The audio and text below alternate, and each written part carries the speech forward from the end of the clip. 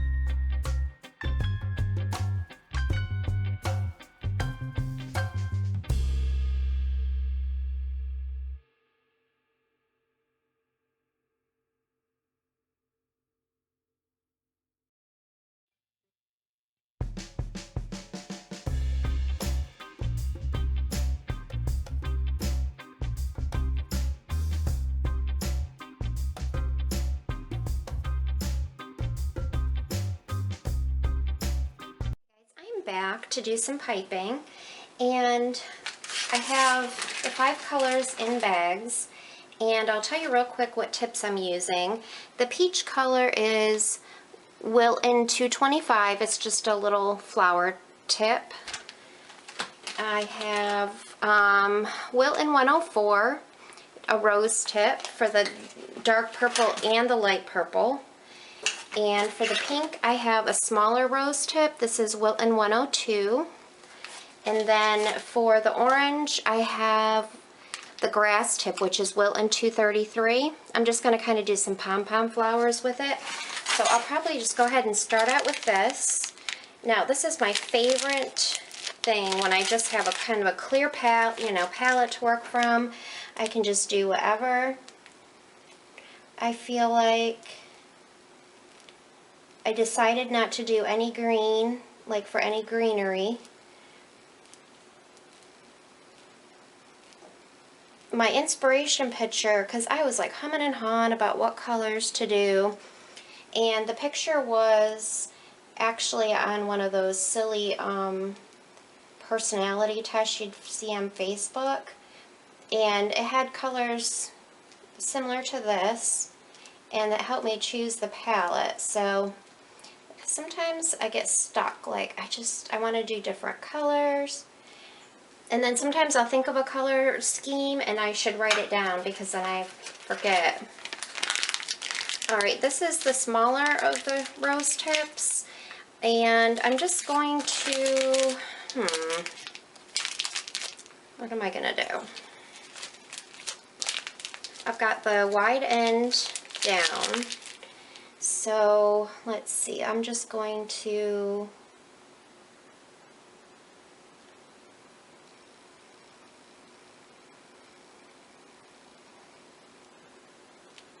I don't know what that is. Maybe a little rosebud.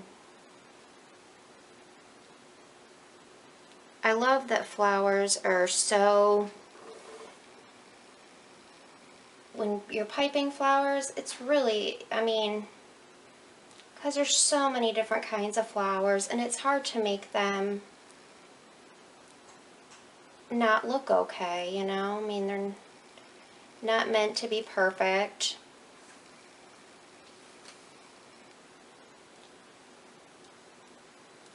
I don't know if you can see way up here what I'm doing, but I couldn't quite get everything in the camera unless I raised it. And I was really needing to get started piping. So, okay, this is the larger rose tip. I want to kind of do like a violet, which is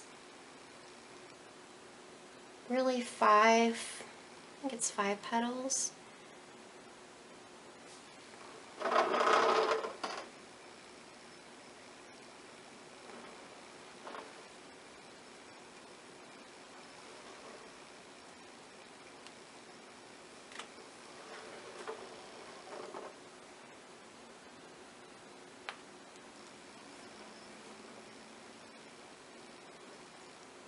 I kind of think I'm going to just put these all over the top of this, and maybe even overlap a little bit. Depends on how I feel when I get to that point. I just want it to look really full and pretty on the top.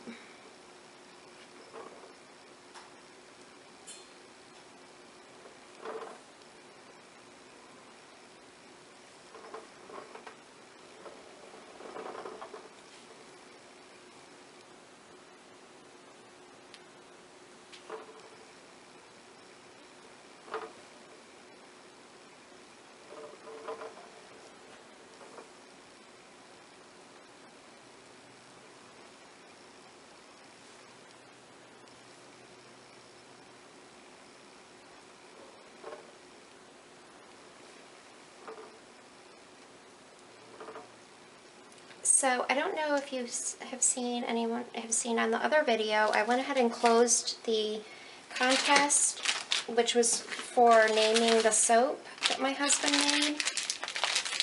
And he chose a name. He chose Thunder 1. And Thunder is the name of the horse at Broncos Stadium that runs out across the field before the game, whenever there's a touchdown scored.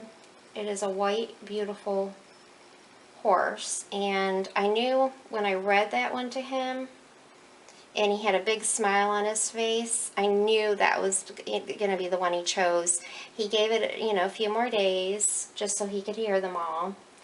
So Miss Lisa, if you could send me a message on Facebook with your mailing address, so that once they're finished hearing, I can send you your free bar. But thank you everyone who made suggestions. That was really fun, and I know my husband enjoyed it.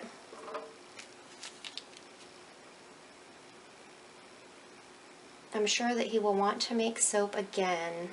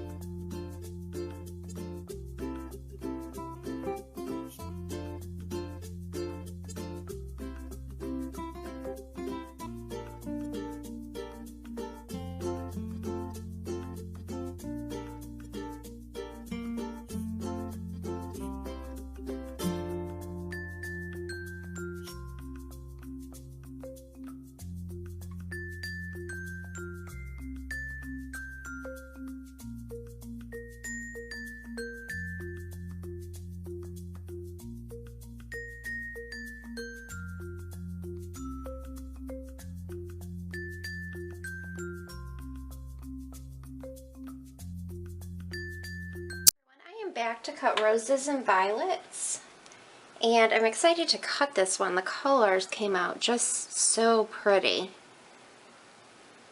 Exactly like I was hoping. It's still a tiny bit soft, but I think it's fine to cut.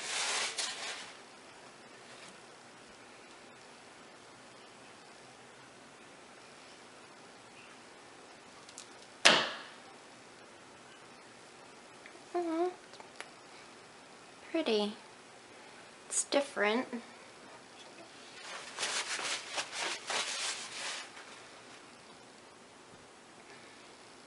Most of the time, you probably can tell, I don't really have a plan as far as how I'm pouring or swirling. Sometimes I do, but usually I just decide when it comes time to pour it.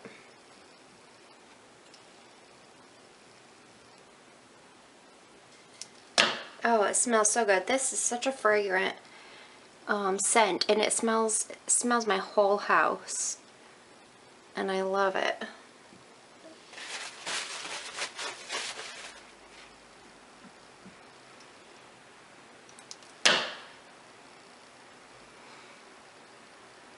I was just outside sitting. It's really nice out today. It's been super humid, but today isn't as bad. And it's about 6 in the evening, I guess. I was sitting outside, and we have a bird's nest in our bush, and the birds have hatched. And I can peek in there. I can't see really good, but I've slowly seen them get bigger, and you can tell they have some feathers now. And they're quite homely looking right now, from what I can see. They're kind of have these weird looking beaks.